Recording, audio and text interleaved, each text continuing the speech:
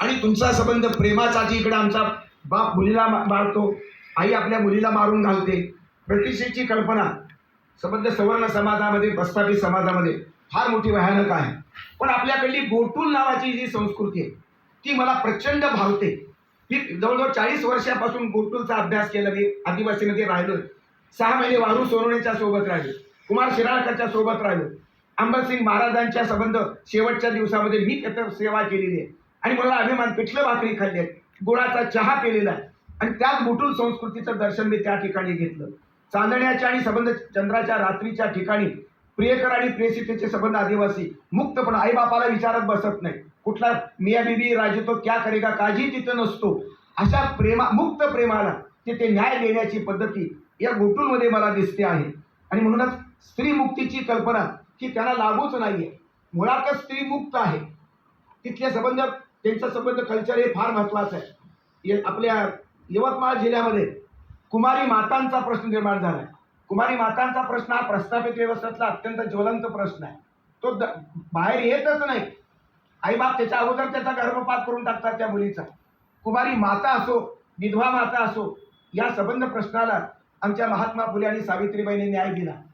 ते पहिले जोडपं निघालं. जगामध्ये आजही पुढारलेल्या संस्कृतीमध्ये सुद्धा आपल्या कुमारी मातेचा असा प्रश्न नसतो किंवा निर्माण होऊ देत नाही.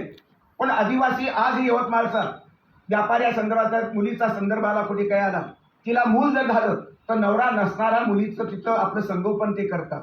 ही महान अशा प्रकारची नैतिक दृष्टीनं अनैतिक वाटेल, पण स्त्रीचा हक्क आहे असं माझं म्हणणं.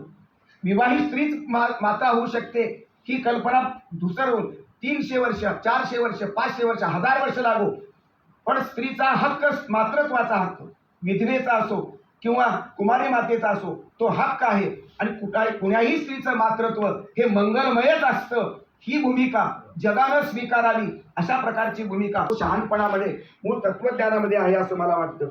आणि म्हणून आदिवासींचा न्यूनगंड दूर झाला पाहिजे. मुख्य म्हणजे आदिवासी लेखक पायरीचे 15 झाले.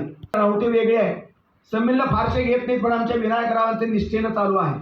आणि त्याला एक आता पुढला आदर्श शिष्य मिळाला, तो पुढे चालवतो आहे. पण बाकीचे म्हणजे कमी प्रमाणात होत आहे. अनेक गट निर्माण झाले, वेगवेगळ्या वैचारिक भूमिका आहेत. आदिवासी साहित्याचा प्रेरणा कोण? बिरसा मुंडा आहे की बाबासाहेब आंबेडकर आहेत की गांधी आहे की महात्मा फुले आहे? अशा वेगवेगळ्या प्रेरणास्थानांच्या मतभेदाच्या मुद्द्यावरती आदिवासी साहित्य थोडंसं साहित्य चळवळ दुभंगते आहे. भुजंग मेश्रामांची भूमिका मार्क्सवादी, फुले आंबेडकरवादी अशा प्रकारची आहे. आपल्या गोविंद गारेंची भूमिका सांस्कृतिक परंपरावादाची आहे. डॉक्टर तुमरामांची भूमिका ही विवेकवादी आहे. डॉक्टर संजय लोकरेची भूमिका ही वेगळीच पाठ चालते आहे. हे प्रामाणिक मतभेद असेल तर मी समजू शकतो, विचारांचे मतभेद मला मान्य आहे, पण मनभेद हे आदिवासींना परवडणारे नाहीत.